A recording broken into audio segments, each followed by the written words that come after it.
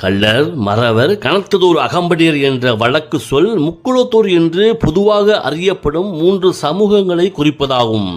இதில் மருதுபாண்டியர்கள் கனத்ததோர் அல்லது பெருமைக்குரிய அல்லது சிறப்புமிக்க அகம்படிய இனத்தை சார்ந்தவர்களாக இருக்கிறார்கள். இதில் அகம்படியர்கள் மட்டும் பெருமைக்குரியவர்களாக, அதாவது கனத்ததோர் அகம்படியர் என்று குறிப்பிடப்படுவதற்கு அகம்படியர்கள் அரசர்களின் நம்பிக்கைக்குரியவர்களாகவும் அரண்மனைக்கு உள்ளேயும் அரசர்களின் தனிப்பட்ட மெய்காப்பாளர்களாக இருந்தவர்கள் என்பதே முக்கிய காரணமாகும்.